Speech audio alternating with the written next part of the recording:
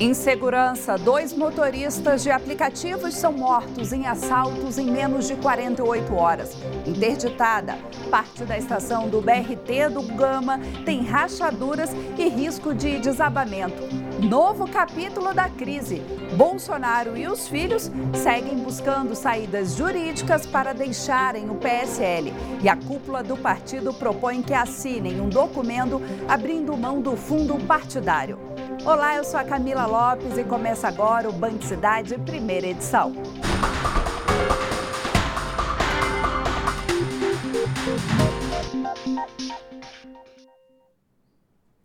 Feirantes da quadra 2 do Paranoá reclamam do descaso do governo. Governo não, governos. A situação já dura 15 anos. Um galpão que deveria servir para melhorar a vida deles se transformou num pesadelo quando foi fechado.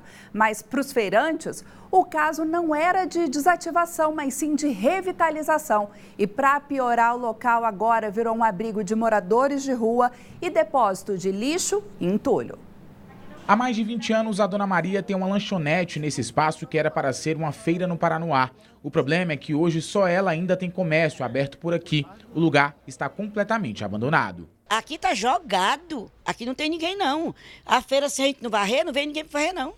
É a gente que limpa. Moradores mais antigos contam que a feira funcionava bem até 1993. Depois foi perdendo clientes e ficando esquecida. Sem movimento, a sensação de segurança tomou conta do espaço que fica na quadra 2 do Paranoá. A gente que está aqui, nós que tem que cuidar de nós, né? Abaixo de Deus somos nós, porque não tem ninguém para cuidar daqui não. O presidente do Conselho de Segurança do Paranoá reclama da falta de policiamento no local. A bandidagem fazendo assalto, a criminalidade é muito alta aqui nesse lugar.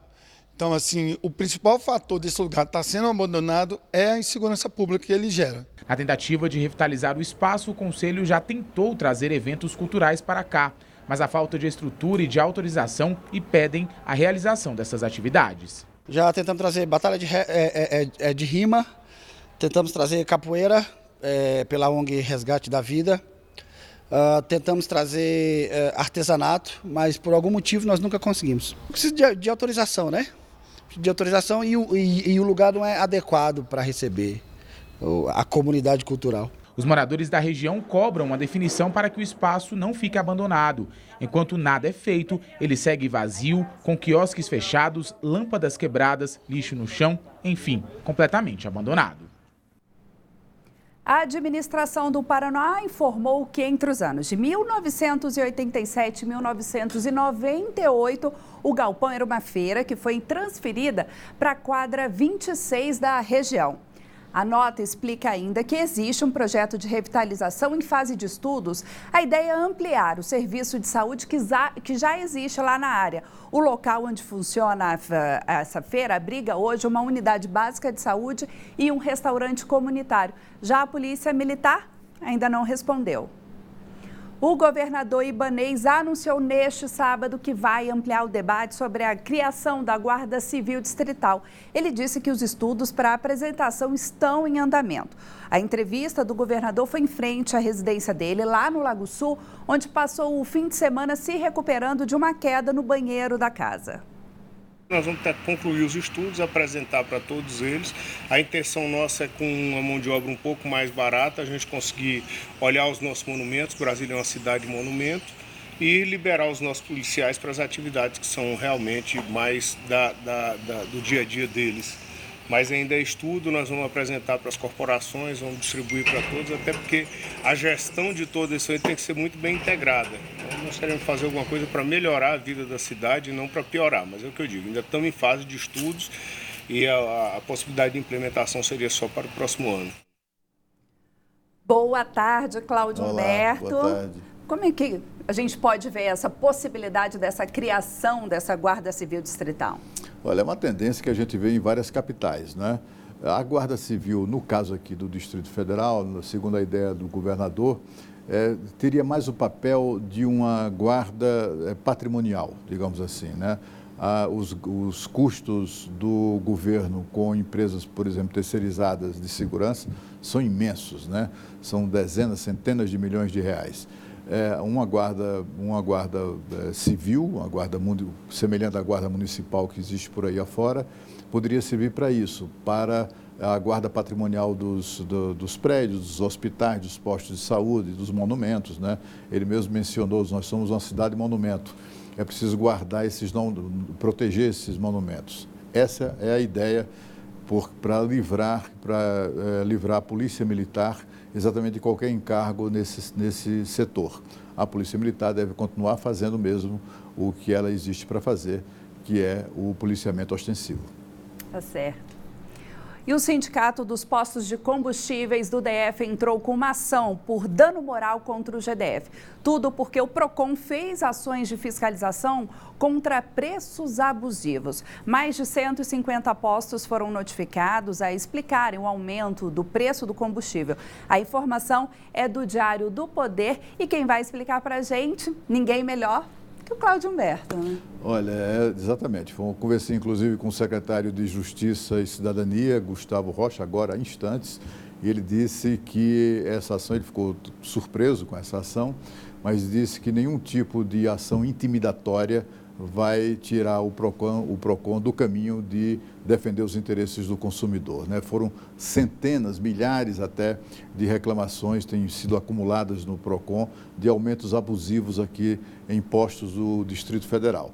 Os fiscais saíram às ruas, constataram a queixa e distribuíram ali mais de 150 notificações dias atrás, para que os postos expliquem, afinal de contas, a natureza daquele reajuste, sob pena de serem multados em valores que podem chegar a 9 milhões de reais.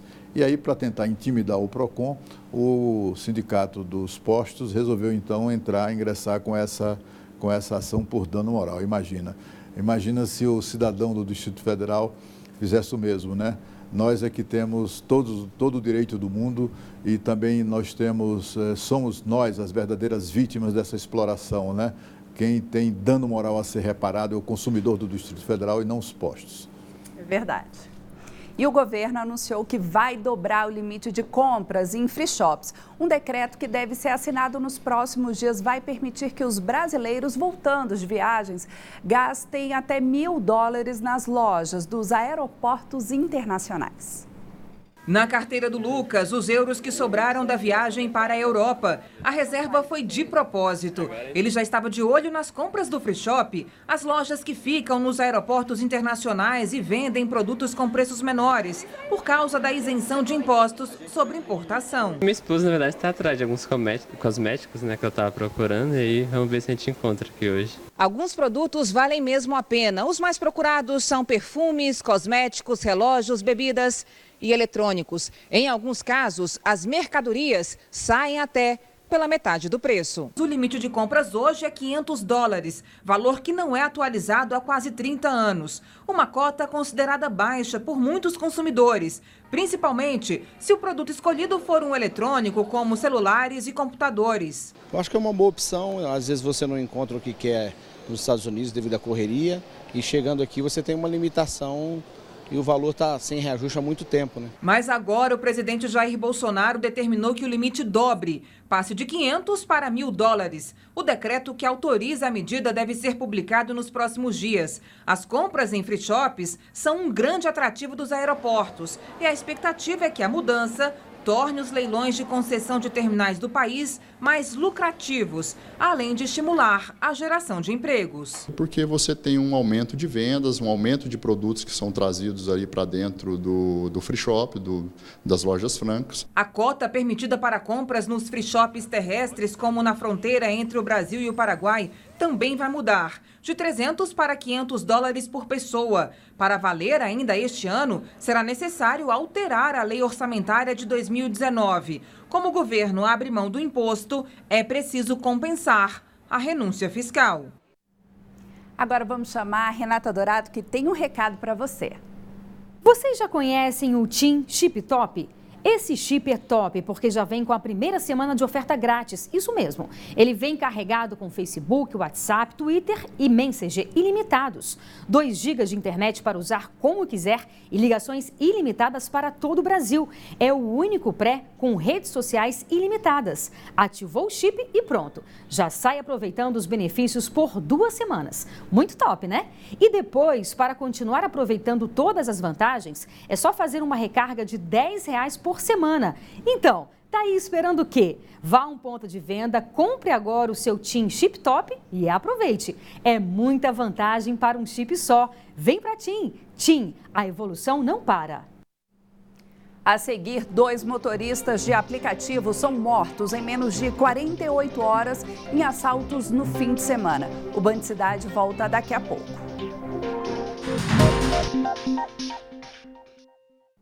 Parte da estação do BRT do Gama está interditada após a identificação de rachaduras que colocam a estrutura da estação em risco. Os danos foram encontrados em um dos pilares de sustentação. Detalhe, o local foi inaugurado há um pouco mais de 5 anos e já apresenta problemas. O terminal do BRT do Gama foi inaugurado há quase 5 anos e a estrutura já apresenta problemas. Uma rachadura foi encontrada pelo DR na última sexta-feira em um dos pilares de sustentação que fica na entrada da estação. Essas coisas sempre acabam prejudicando, né?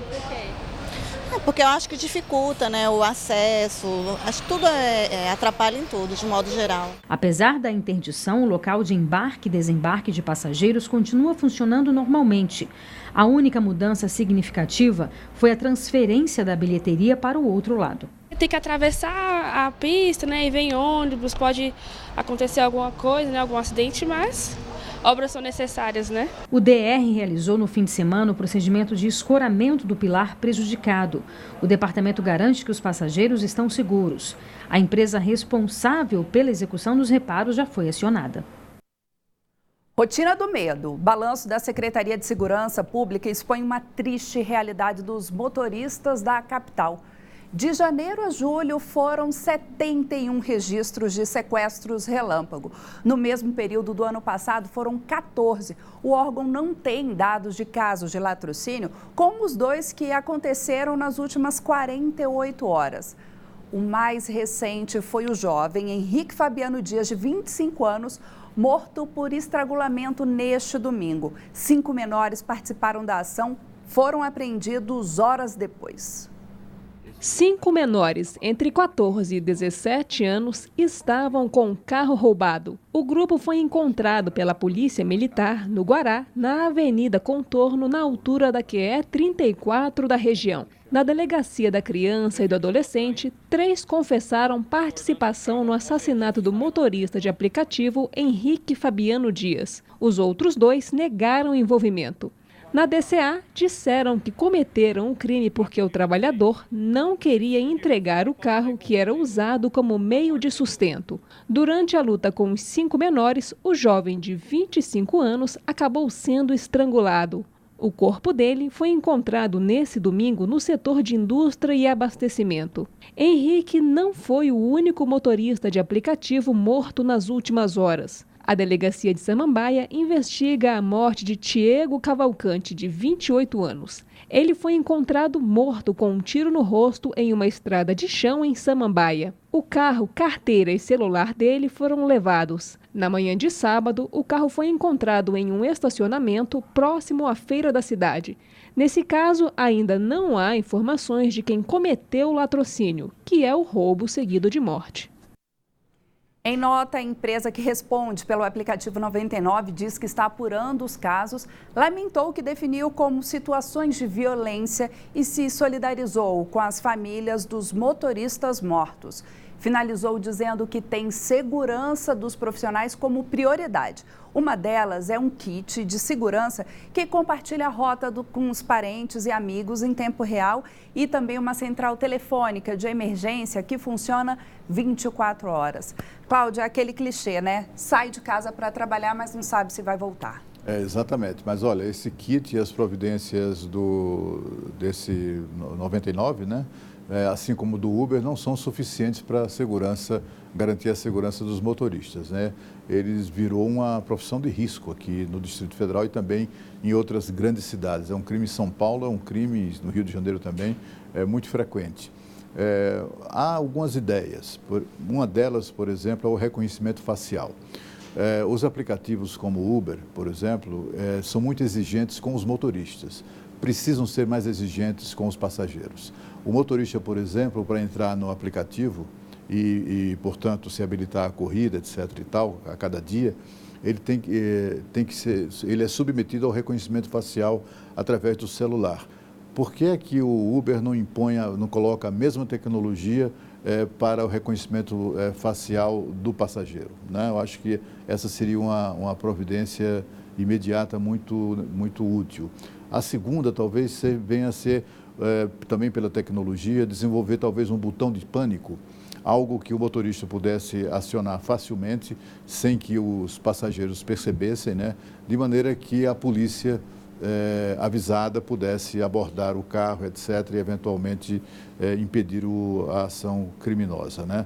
Esses dias nós tivemos um relato na Rádio Band News FM de um motorista de Uber que percebeu que ia ser assaltado, ele ficou com esse medo, trocou luzes com a viatura da polícia, que vinha em sentido contrário, e aí ele parou o carro. Quando parou, os meliantes saíram correndo do carro dele, né? Enfim, algumas coisas podem ser adotadas, né? O botão de pânico, com toda certeza, as autoridades de segurança pública aqui do Distrito Federal teriam o maior interesse de ajudar os motoristas à criação e manutenção de um sistema como esse. E amanhã é dia do professor, mas os alunos da rede pública do DF vão ficar sem aula uma semana inteira. Isso mesmo, a semana inteira. Como o feriado cai numa terça, segunda e quarta viraram dias de recesso escolar. E aí? Quinta e sexta, dias letivos móveis. Cerca de 500 mil de alunos vão ficar em casa, sem aula e sem merenda. Em nota, a Secretaria de Educação alegou ser tradicional, o que chamou de recesso escolar da semana. Uma semana em pleno outubro, final de ano chegando. Olha, a malandragem do serviço público está atingindo os níveis, assim, extrapolou todos os limites do razoável, né? Você imagina que o feriado do Dia do Professor, terça-feira, desde criança que eu comemorei todos nós comemoramos o feriado, a merecida comemoração, mas nunca houve uma malandragem como essa, né? Eventualmente poderia haver ali um dia enforcado, né? Enfim, mas não era também muito frequente. Agora, o que é que eles fizeram? Eles, como você explicou, eles resolveram enforcar a segunda. Aí, já que enforcaram a segunda, vamos também incluir a quarta-feira nessa história. Incluiu a quarta-feira no feriadão. E aí sobraram quinta e sexta-feira. O que é que a gente faz? Não dá para alegar mais recesso escolar. Aí inventaram uma coisa repugnante chamada dia letivo móvel.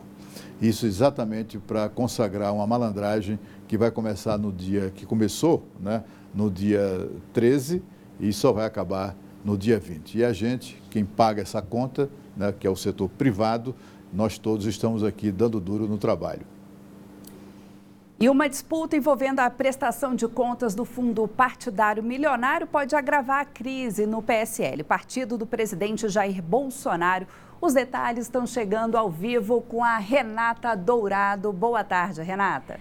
Camila, boa tarde para você, para o Cláudio Humberto, uma ótima semana para todos que estão aí nos acompanhando. O clima definitivamente não está nada bom dentro do PSL, que é o partido do presidente Bolsonaro. Inclusive, hoje pela manhã, o presidente se reuniu com os advogados para se aprofundar mais nessa questão, porque o presidente não descarta a possibilidade de sair do partido, do PSL, e, claro, levar com ele aí algumas dezenas de parlamentares, algo em torno de 20 parlamentares, mas a ideia é, se isso realmente acontecer, né, se eles não conseguirem ali se articular e melhorar essa situação, é que esses parlamentares possam sair sem nenhuma sanção, porque entre essas sanções corre o risco, inclusive, da perda do mandato. Então, durante o final de semana, a cúpula do PSL se reuniu e estudou aí a possibilidade de liberar para que o presidente Bolsonaro possa sair do partido juntamente com os outros parlamentares, desde que eles abram mão dos recursos do fundo partidário, o que eles também não querem fazer. Ao longo aí desse ano, o PSL deve receber algo em torno de 110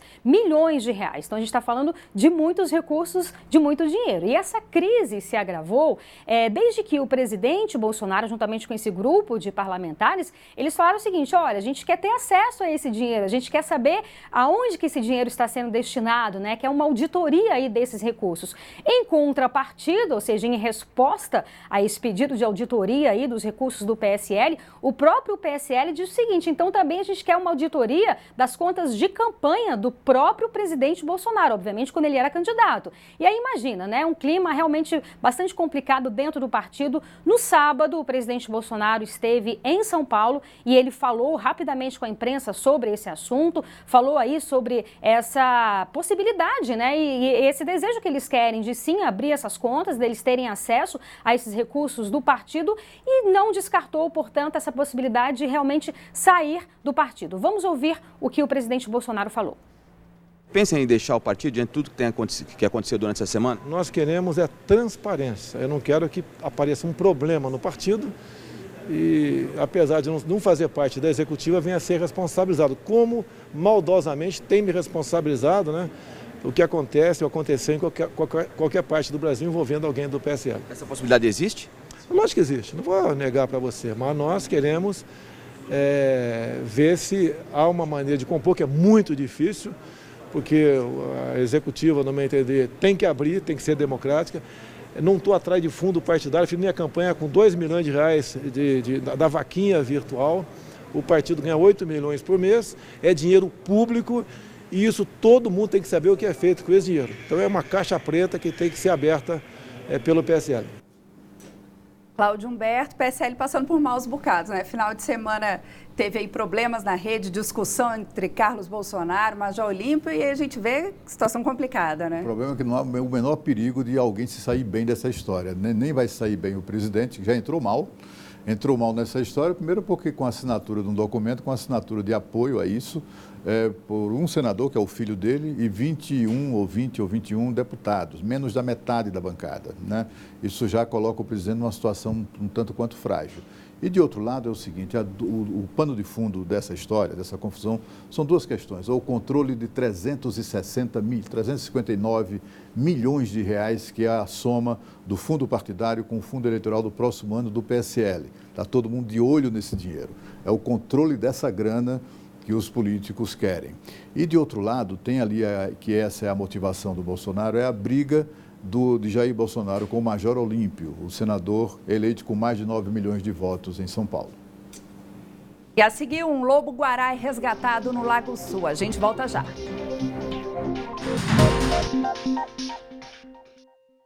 Um lobo-guará foi resgatado pela Polícia Ambiental hoje no Lago Sul.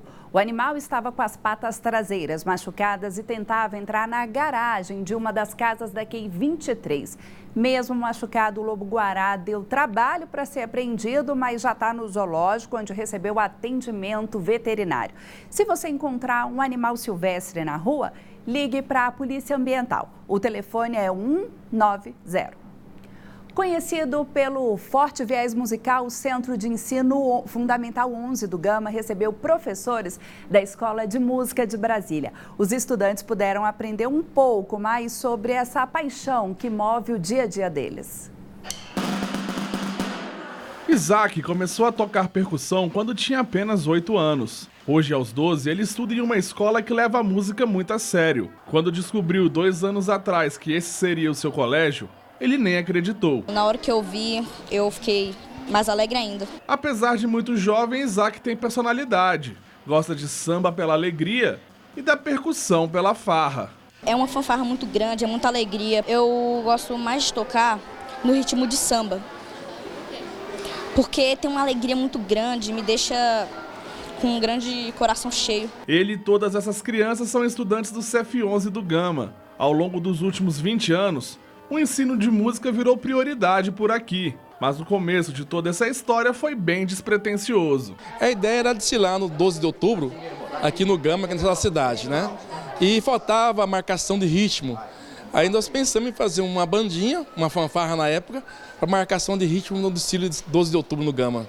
Assim que surgiu o projeto. Mais de 1.500 alunos já passaram pelo projeto no período. Por esta razão, 5 professores da Escola de Música de Brasília escolheram o centro de ensino como parceiro do projeto Musicalizando, que ocorreu no colégio durante 2 semanas. Segundo um dos professores responsáveis, a experiência com os estudantes valeu a pena. A banda daqui já toca em 7 de setembro, em várias atividades da secretaria e culturais, né, da região, mas a gente conseguiu trabalhar algumas coisas diferentes. Então, por exemplo, a parte da leitura de partitura, a parte do solfejo, dos exercícios rítmicos. Isso foi interessante, porque eu acho que conseguiu agregar algumas coisas para eles e para a gente também, porque foi uma resposta, sempre uma troca, educação, né? Então foi uma troca que a gente gostou muito e a resposta eu acho que foi bem legal, né? Acho que a escola, os alunos gostaram muito.